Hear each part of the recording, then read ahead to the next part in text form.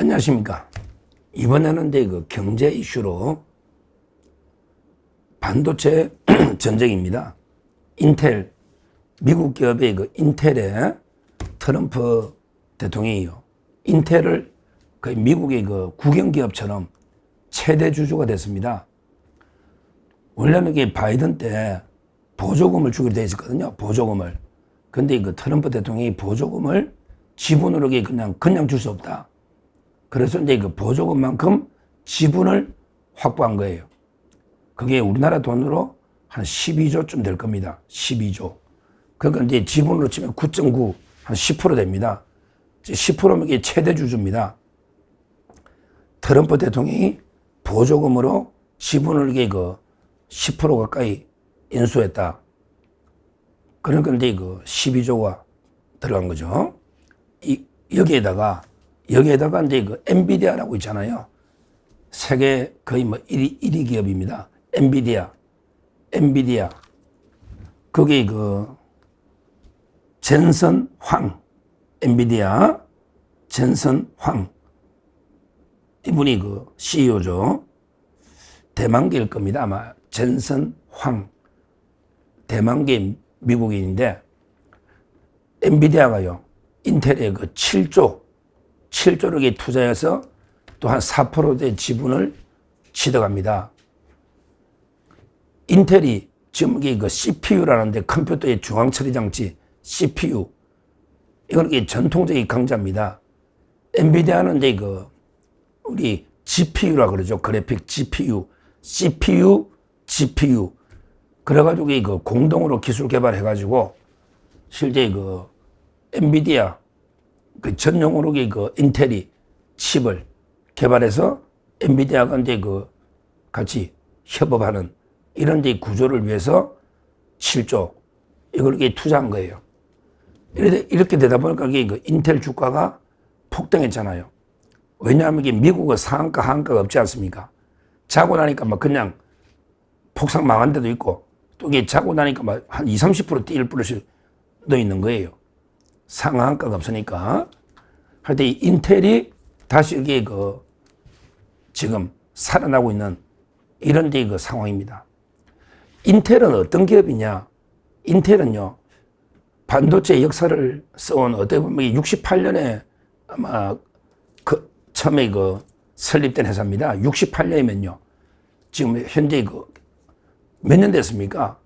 거의 68년이면 30년 가까이 60년 가까이 되는 68년에 설립된 회사니까 그러면서 반도체 역사를요, 새로 써온 이런 기업인데 근데 문제는 D램이나 이것도 제일 먼저 개발했는데 근데 그 이후에 반도체 패권이 특히 D램은요, 미국이 이제 뺏기고 우리나라 처음에 일본으로 갔다가 일본의 도시바나 일본으로 갔다가 우리나라 지금 삼성전자 그다음에 하이닉스 이러면서 인텔이요 엄청나게 시련을 겪었습니다.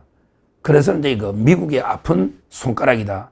이거는 이제 반도체 역사, 반도체 책을 보면요 아주 상세하게 나옵니다. 인텔의 역사가 곧 이게 반도체의 역사다. 이 정도로 옛날에는 대단한 기업인데 지금 이게 워낙 밀려가지고 실제 지금은 거의 시가총액도 얼마 안 되고 그래서 이제 미국의 아픈 손가락이다. 이런 이제 평가를 받는데 이번에 미국이 정부가 최대 주주가 되고 엔비디아가 특히 가장 혁신 기업 엔비디아가 7조를 투자하는 이런 이제 엄청난 변화가 있으니까 다시 인텔이 재기하는 게 아니냐. 그러게 미국이 반도체 다시 재건 옛날에는 미국이 다 왕국이니까 이런 이제 이야기가 나옵니다. 실제 이게 어떤 영향을 줄까? 결국 이제 반도체 전쟁에 어떤 영향을 줄까? 이게 우리한테 중요하잖아요. 제가 볼 때 D램은 별로 영향이 없을 거예요. D램은 이게 오히려 더 도움받을 수도 있어요. 삼성전자나 하이닉스나 오히려 이제 D램은 공급량이 계속 늘어납니다. 반도체가 지금 그래서 큰 영향이 없다. 지금 인텔이 D램 만드는 건 아니니까.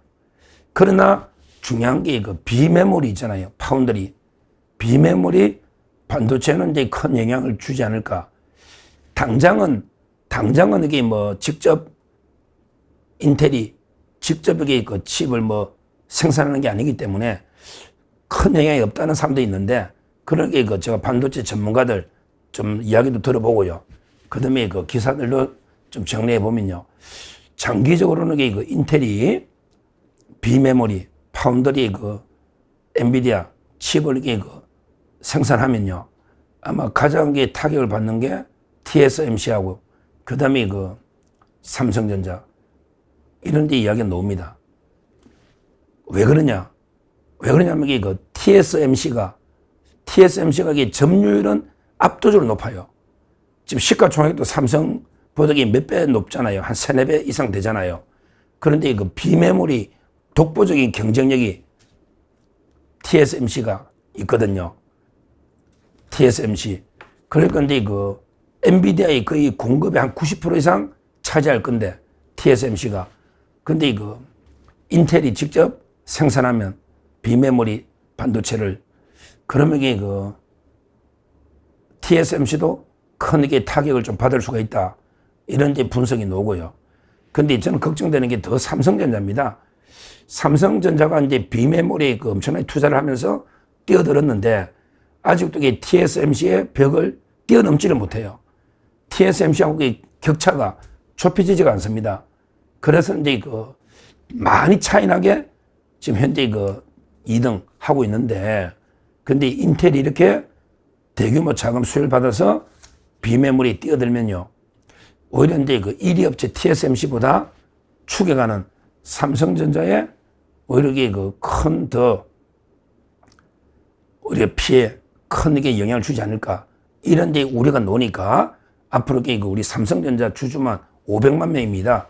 실제 그 인텔이 이렇게 살아나고 미국이 반도체 직접 뛰어들면 지금 삼성이 여러모로 힘들거든요.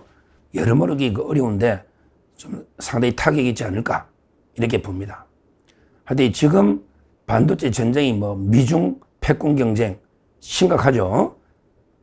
지금 중국에서는 이제 그 엔비디아 제품을 이게 그 오히려 조사해서 수입을 금지시켜버리는 이런 데 그 조치도 지금 나오고 있지 않습니까? 거기에 그 또 미국은요, 중국에 있는 우리 삼성전자나 하이닉스, 중국의 공장이 한 3군데 있죠. 삼성전자 시안 공장, 그 다음에 그 하이닉스 우시, 그 다음에 대련에 있는 또 공장 중에 그 메모리 반도체는 하이닉스가 인수했거든요. 그러니까 이런 데 그 업체도 현재 그 미국의 장비를요, 끈끈이 그 승인 안 받으면 장비를 적시에 구매할 수가 없어요. 옛날에는 이제 그 최종 검증 사용자 지위를 얻어가지고, 옛날에는 이게 그냥 우리나라 하이닉스나 삼성전자는 이게 그 미국 장비가 다 들어갔는데, 근데 이번에 이걸 제재를 해버렸어요. 그러니까 이제 중국의 그 삼성이나 하이닉스가 메모리 반도체 한 40%를 중국에 생산합니다. 40% 가까이. 우리나라가 아니고. 근데 이게 신속한 게 중요하니까 한 2, 3년 장비가 반입이 안 되면요, 심각한 게 타격이 옵니다.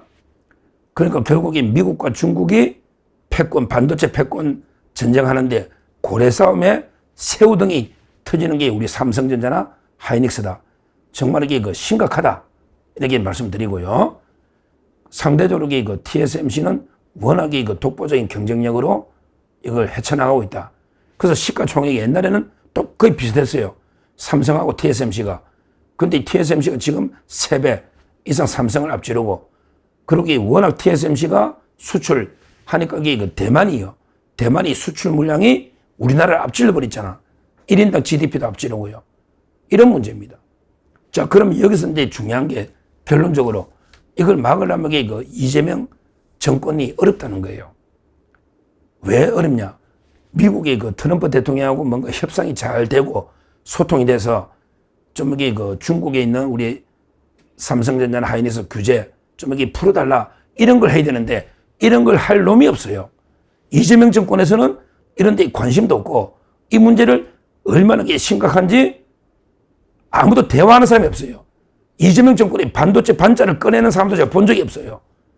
뭐 중국에서 우리 기업들이 죽든 말든 뭐 이게 우리나라에서 죽든 말든 이걸 이게 그 그림을 그리는 사람이 없단 말이에요. 미국하고 어떻게든 협상을 해가지고 반도체 관세도 줄이고 그다음에 그 아까 전에 장비 반입 이것도 이게 그 막아야 되는데 이런 걸 이게 그 관심 있게 처리하는 이런 이제 그 관료들이 전혀 없고요. 특히 이재명 좌파들은 전부 이게 뭐 미국 문화원 증가하거나 불질하거나 이런 게 반미 시위밖에 한 게 없잖아요. 아무런 게 경제에 대해서 관심과 능력이 전혀 없다. 그러게 미국하고 뭐 소통이 안 되니까 우리 같으면 이게 뭐 윤석열 정권 때 그때 벌써 대통령끼리 만나서 야 중국의 그 우리 삼성전자 하이닉스는 풀어달라 이렇게 해야 되는데 이런 것도 이게 전혀 없지 않습니까? 우리 그 반도체까지 무너지면 큰일 납니다. 우리나라는 이게 그 자동차하고 반도체로 수출 먹고 사는 이 나라인데 이미 자동차라는 축이 하나 무너진 거예요. 관세 25%로. 근데 이번에 반도체까지 완전히 무너지면 심각한 상황이 온다. 지금 미국이 반도체 자기들이 패권을 다시 차지하기 위해서 엄청나게 지금 제재를 하고 있는데 이걸 이재명 좌파 정권은 강건다 불공히 하면서 전혀 이게 그 대응책이나 대비 능력이 없다. 정말 심각하다. 이렇게 말씀드리고 앞으로 이게 그 과연 삼성전자나 하이닉스가 어떻게 미중 패권 경쟁에서 살아남을 수 있는지 심각한 상황이다. 이렇게 다시 한번 말씀드립니다. 감사합니다.